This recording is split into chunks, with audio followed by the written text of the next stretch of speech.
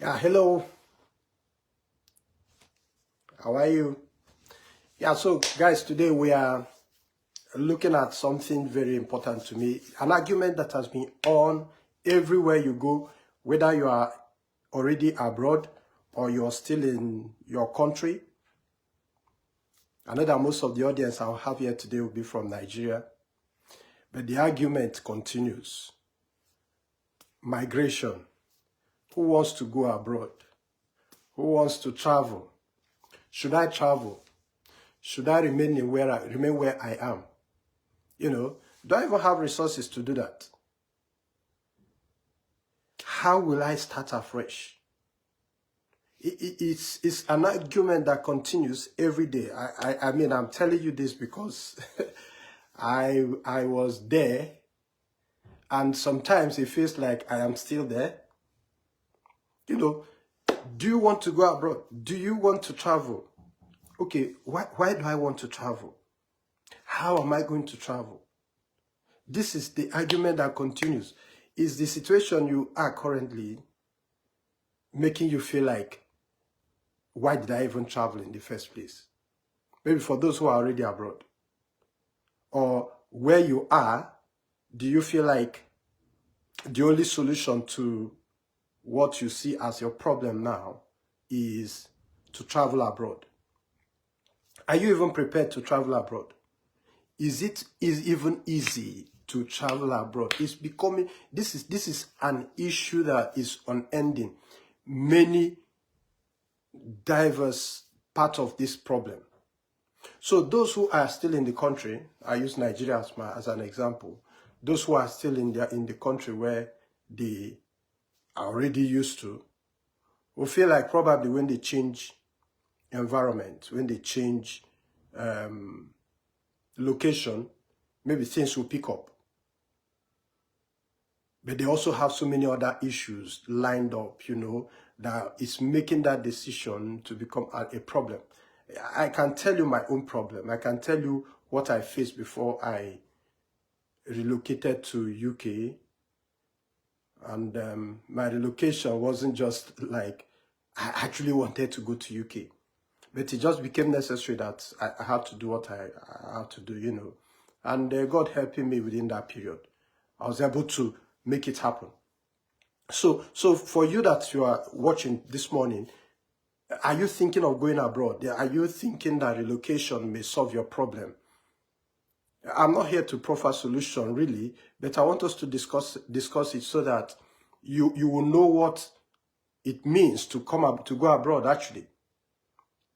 One of the things that you must know when you're going over or you're coming over is that when you go overseas, you're leaving so many things behind and you are coming to start afresh. You're coming to start afresh. So if there is nothing that you gain from this video this morning, anytime you go overseas, you are leaving the platform where you are before and you are coming to start afresh. So it's not going to be once you land, things will become better. No. It's going to be once you land, then you now start afresh building your life. But the good thing about it is that when you come to a society that works, you know, when you're building, you can see the result of what you're building. It's like a kind of a guaranteed system that when you put in 1 + 1, you are most likely going to gain 2. Unlike probably some other places where probably we're coming from, where there's no guarantee. Probably government policies that are not stable, or nobody really cares. Like you see what is happening today with even the Nigerian police. There's this trend going on in social media where police were just killing people or taking bribe from people. Maybe when you go to some of this type of environment where I'm talking from now, maybe it may happen, but not always. Not always. So the question is, are you thinking of going abroad? Do you have it in your mind that, look, maybe where you are is no longer the best place for you to be? Do you want to move? I'm not an immigration agent, but it's just a question that probably you may ask me. If you ask me, I'll tell you my own side of the story. because I was in that kind of situation in Nigeria where the thought of going abroad was there, but it wasn't so convincing. It wasn't so convincing for me to say, okay, look, I'm going. Because the fear of starting afresh was much. It was heavy on me. Until the day I left Nigeria, I was still scared of what could happen if I land in the UK. And can I tell you one thing? My fear was real. Yes, it was real. When I came to UK, I had to start from A, you know, like starting from one again. Of course, you're coming to UK, you don't have an accommodation set out for you. You don't have, maybe you may not have work, you know, because you're just coming in. If you're coming in as a student, probably you're coming in and you have to start schooling. You know, you're starting from fresh. So many people come to UK to start to do masters or to do another degree. These are probably degrees or masters that they really may not need, but they just have to be here, you know, using that system to come to UK or to Canada, to any other place, US, wherever. So what's your take on migrating? Are you still thinking of migrating? Are you still thinking of leaving the comfort of your environment, of where you are today, to go abroad? As a student, what are you thinking about? What are you looking at? What are your options? Have you really done research on your plan? Because you need to really know what you're coming to face. Do research, ask questions, call people who are already there. Let them tell you what you need. One of the problems I had when I was coming was the issue of accommodation. I was coming with a family. I didn't know that it is difficult to just, you can't just come here and because you have money, you pay a landlord and you pack into a house. It was difficult. The landlord wants to know whether you have the capacity to keep paying every month. And that guarantee was not there for me because, of course, I just landed. I was not working. You know, I was not working. So it took somebody to guarantee me, somebody who has been living here. In short, the guy actually paid and I had to pay the guy back. So if you're coming abroad, you need to be sure of the accommodation. I almost got stuck. In short, I had to stay in Airbnb for like 4 days with my family. Very costly. So if you're coming over, these are the kind of questions you need to ask. Where am I going to stay? Are you sure that the agents you're using or whoever you're using to, process your immigration or whatever is authentic?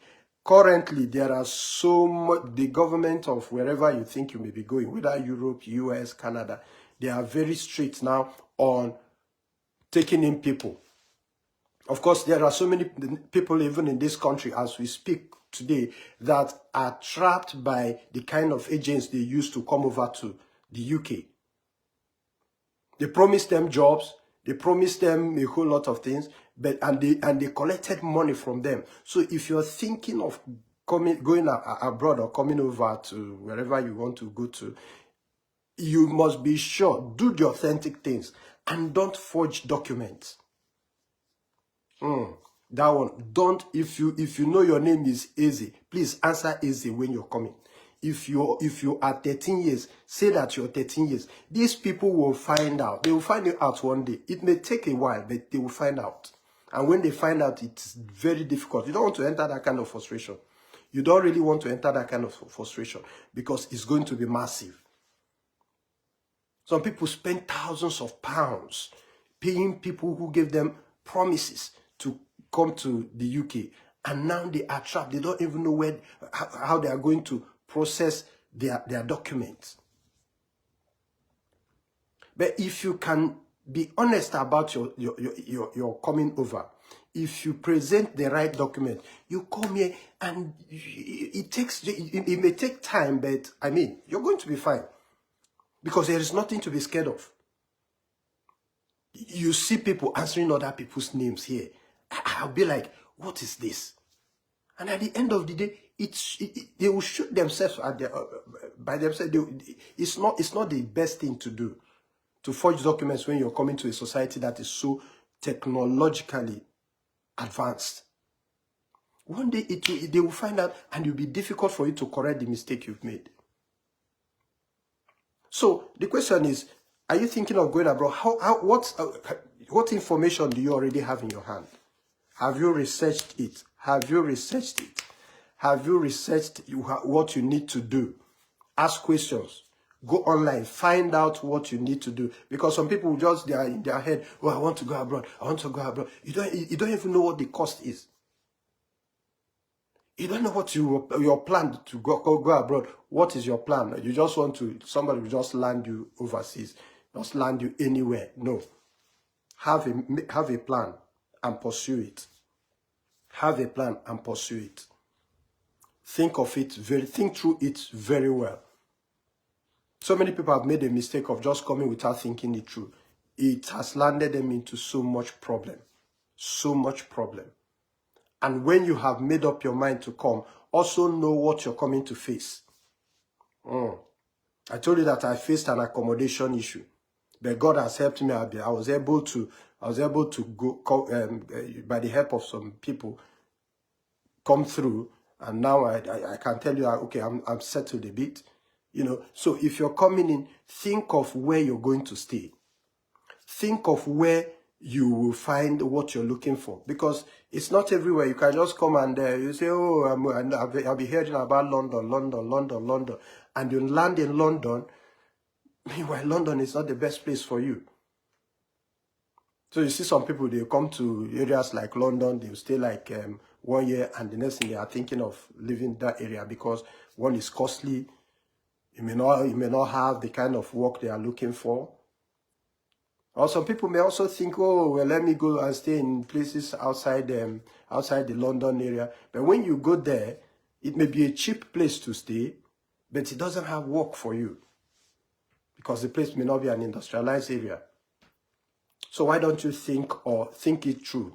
Look for somebody that you can get advice from. You can ask me, I'll tell you the much I know. But these are the kind of things that you need to begin to think about if you have it in your mind to go abroad at all.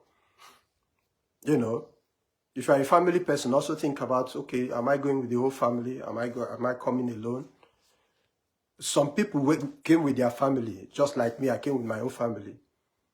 Some people said, okay, let me just go alone and start hustling first, and later I will now bring my family over.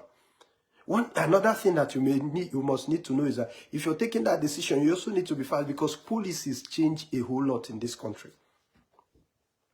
especially on immigration. You will just find after sometimes they will just tell you, okay, you know, because of the amount of people coming into the country, they are changing their policies. So many people who had the opportunities of bringing their family when I came did not bring them because they felt maybe it would be easier for them to come first, hustle, you know, get their place settled, then they cannot bring their families over. Halfway, middle way, while they are still thinking of that thing, immigration policies changed, and it became very difficult to bring families over. You know, so if you are thinking of that, you should also look at how you can what you need to do. But one thing you must do is that let everything you're doing be legal. Don't follow shortcuts. Don't follow shortcuts. If you are coming in as a student, prepare as a student and come do your school. If you are a skilled worker, get the right employment and come do your employment. Follow the rules. Follow the rules. Follow the rules. Don't take shortcuts. And don't use people who tell you, pay me money and I'll do it for you. Some of these things are online. You go online, you research, you find the records, fill your form. If you're having any problem with filling of forms and all that, you can call people and they will guide you. Or you can even use ChatGPT. Yes. And it will direct you on the right thing to do. I'm just telling you this, not as an advice or anything on immigration, but out of experience. And when you come into this town, you will understand that you are expected to know how to do most of the things by yourself. This is not a place where people use agents to feed themselves. No. You know how to fill your form by yourself because you will fill a whole lot of forms. Oh my God. Since I came to UK, I've filled more than 2,000 forms. And every time you're supplying your details, So you need to be tech, you know, what they call it? You know, you need to know how to use technology. That's what I wanted to say. You need to know how to fill forms by yourself, go online, search, research. In short, education they do in this town is more of a research kind of thing. So you need to be a research kind of person. Find out, always find out how to do things. And it's not far. I was in a mechanic the other day and somebody's car is having a reset issue. I said, have you Googled it? And the guy didn't Google it before. So we just Googled it and we found how to do it. And we did it and it worked. In this town, also, I mean, do it yourself. You know, it's called DIY. You know, is what so many of us use. Yeah, because labor is costly here. I used to wonder how, in a country like Nigeria, labor is too cheap. Somebody will do labor for you in your site in the whole day, and you pay the person 2,500 naira or maybe 5,000 naira. Overseas labor is costly. It's costly. 1 hour of somebody will, I think the minimum wage now is like 12 point something pounds, which means, you know what 12 point something pounds means in our currency for those who are from Nigeria. So if you're bringing somebody, the first time I used somebody to mow my garden, I paid the guy 70 pounds. 70 pounds times 200. So that time it was even 2,500 times 200 would be like 140,000 naira, right? To cut my garden. This thing didn't take this man 1 hour.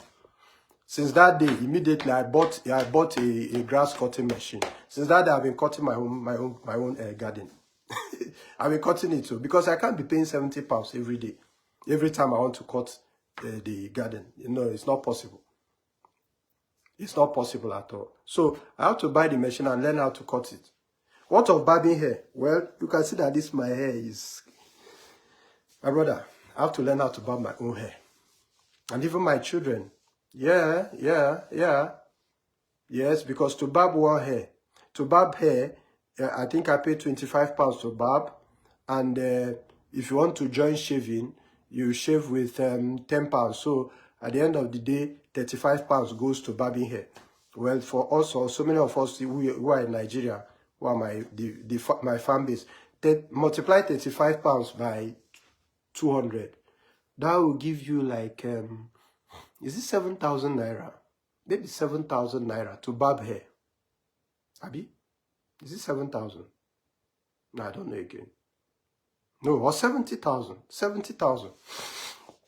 70,000 to barb hair. So, one thing, of course, I was already barbing my children's hair in Nigeria, probably prepping how to make it work before coming abroad. So when we came to this place, I learned how to barb hair very well. In short, I now barb styles. Even my wife now knows how to make hair. That's it. These are the kind of things you should prepare yourself to be able to do. If you are the person that says you don't know how to cook food, you eat out a whole lot. Well, there are restaurants, but you have to pay. And you know how much you're going to pay for it. In this place also, at least the weather is cool, you can check it. You walk a whole lot. Enter bus.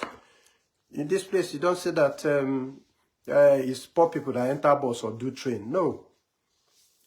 My brother, you enjoy the ride. So these are the kind of things you should prepare yourself so that when you come here, you don't feel like you have, maybe the kind of life you were living before is no longer what you're living. And then another thing is the kind of job that you also get. You know, you come here and probably you were a bank manager when you were coming, like some of us who did banking and from there and all that. You come here and the kind of jobs you'll be looking for at the onset may not be the bank manager kind of job because you don't have experience. The experience in Nigeria counts, but it counts a little. You know, like the Bible said that the bodily exercise profited a little, just a little. The experience they want you to have overseas is the overseas experience most of the time.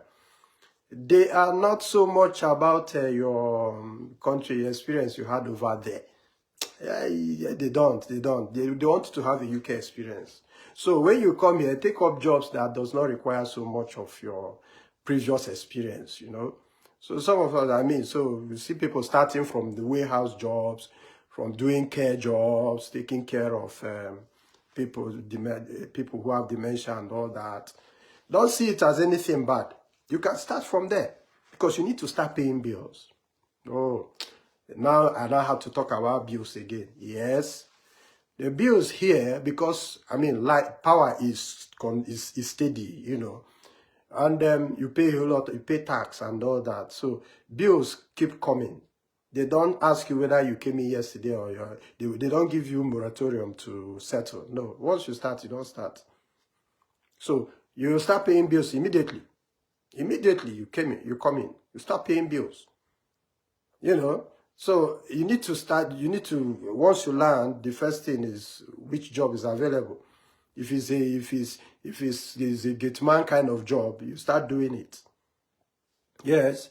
If it is taking care of working in care or such places, please remove your status from Nigeria, drop it in the Murtala Mohammed Airport or probably the Abuja, wherever you're coming from, or whichever country you're coming from. Drop your status there, and come over and start earning the money here, earning their own kind of money so that you can pay your bill.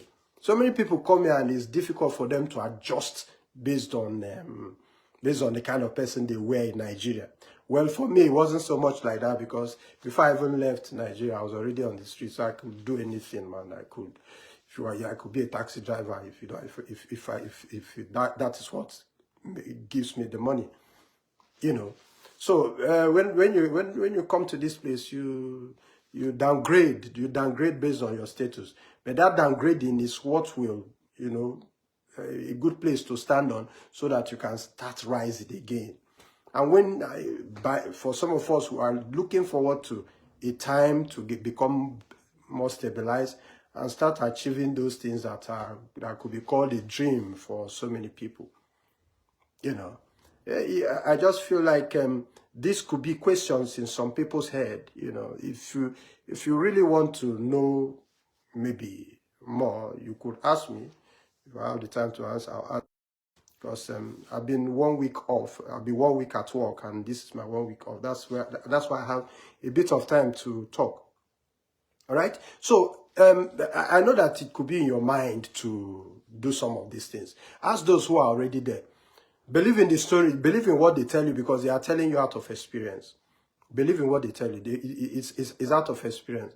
And all those things you hear, I'll just tell you, be honest about your coming to this place. Don't try to use the back doors, the corner ways of coming so that it won't be much difficult for you. And watch out for those agents that will collect money from you to do it for you. It's better to do it by yourself. Really, it's better. You see all those forms, fill it by yourself so that you know what you're feeling. Yeah, fill it by yourself. Ask questions. Go online. For those coming to UK, you can visit gov.uk or something like that and research. I can send you the link if you want after this video. The video will end in the next 2 minutes. All right, so guys, let's keep dreaming. I mean, it's not a bad idea to come. It's not a bad idea to come. But plan your coming, and gather the money also because it's becoming more costly these days. Schools, for those coming to schools or those coming to work, it's becoming a bit costly, based on exchange rate also. Believe that very soon exchange rate will start coming down. Of course, that is dependent on government and not us. All right. So, guys, I just said let me come and give you just little information because I'm at home today. By next week now, I'll go back to work, and now we'll keep talking anyway. Just keep connected at all times, and whatever information I have for you, freely I receive.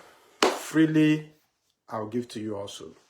So God bless you for today. God bless you for listening. If you have any question, well, you can send it as a chat, and we'll keep discussing matters as they arise. God bless you. God bless you. God bless you. Obiora, Omeje, Obiora, guy, how far? Yeah, Shola. How far now? God bless you for listening. You know, Sister Kiro also, yeah. God bless everyone that has connected to today's little broadcast.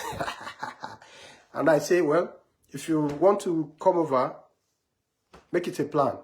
And I know that God will always answer our prayers. Shalom. Shalom.